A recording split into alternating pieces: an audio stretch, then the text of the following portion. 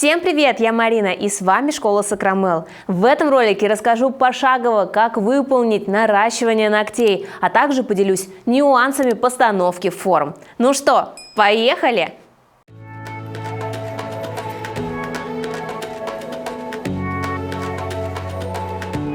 В прошлом видео мы выполнили на этой модели маникюр при сложной стелющейся кутикуле. Хотите увидеть, как это было? Переходите и смотрите тот ролик. Мы подготовили ногтевую пластину, убрали полностью длину, зашлифовали поверхность, наношу праймер для улучшения сцепки и базу, которая имеет хорошую сцепку с искусственным материалом. От подготовки ногтевой пластины зависит 80% успеха, насколько хорошо будут держаться ногти.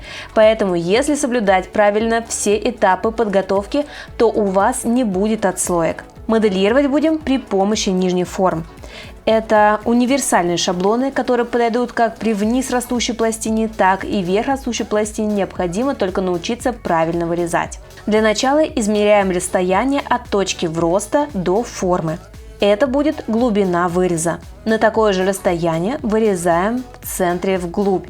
Снова подставляем в скрученном состоянии. Если расстояние осталось, то еще необходимо вырезать в центре. Как правило, на указательной мы вырезаем глубоко. Запоминаем, где находятся точки вроста. И от них будем вырезать насечки, для того, чтобы форма хорошо обжалась под пальцем и не была плоской. Таким образом, сразу готовлю все формы и только потом приступаю к их постановке. Очень аккуратно отделяю форму от бумажной подложки и склеиваю нижние ушки. Подставляю к пальцу, но при этом сильно форму не натягиваю, не ставлю под ноготь.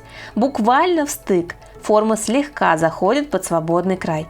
Если сильно натягивать, это часто приводит к тому, что форма опускается вниз, и весь этап вырезания был зря. Чтобы форма не упала и не появилась зазора, делаю вот такой мостик из геля и просушиваю его фонариком. В таком случае форма будет стоять уверенно. И теперь приступаем к выкладке подложки. Работать можно гелем любой консистенции, более жидким, средним или густым, но новичкам проще всего будет работать гелем средней консистенции. Он будет быстро распределяться, но при этом не растекаться.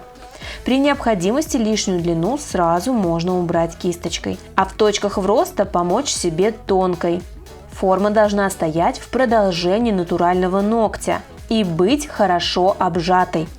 Если форму не обжать, то ногти получатся раскрытыми и плоскими. Не будут красивой изящной арки, а арка нам нужна для прочности, для хорошей амортизации и для предотвращения сломов. Кто-то из вас может подумать, что такое моделирование очень сложное, но это техника, которая всегда будет востребованной за счет ее универсальности и возможности установки формы под любые ногти, а также для моделирования любых форм ногтей. После того, как просушили подложки, снимаем аккуратно нижние формы. У нас получаются очень тонкие основы уже с необходимой аркой. Остается дело за малым – выстроить правильную архитектуру. Если небольшая длина, это можно сделать в один этап. Если длина большая, то лучше разбить на два этапа. Сначала выстроить серединку и затем зону около кутикулы. Промазываю тонко ногтевую пластину гелем для того, чтобы капелька распределялась. Ставим ее на наивысшую точку и начинаем правильно раскладывать.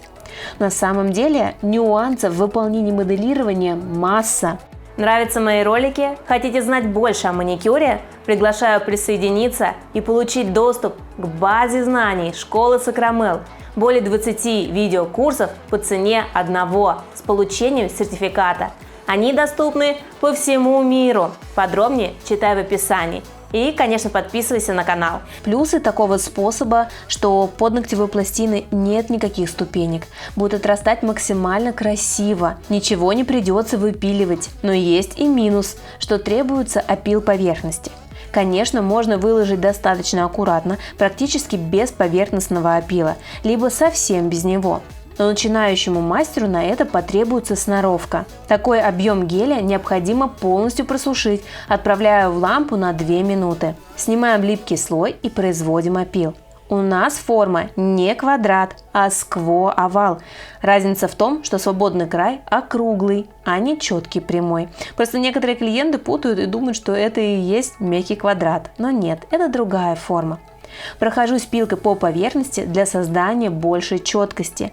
Опиливаю ноготь по определенным правилам и схемам, опиливая ровные площадки и сглаживая поверхность. Если сравнить данную технику моделирования с верхними формами, то есть некоторая разница. В верхних формах мы не опиливаем поверхность, но выпиливаем изнутри. В нижних формах наоборот. Я считаю, что мастер должен быть универсалом и уметь владеть различными способами моделирования и подбирать их конкретно под данного клиента и необходимые задачи. Покрываем топом. Очень красиво мерцает этот гель. Конечно, артикулом на него я поделюсь в нашем телеграм-канале. Подписывайтесь и туда, там вас ждет море полезной информации. Применяйте данную технику на практике, и вы убедитесь, что наращивание – это просто и быстро. Делитесь в комментариях, на какие темы еще бы хотели видеть ролики на канале. Мне будет очень интересно почитать. Но я желаю всем успехов в работе. Счастливо! Пока-пока!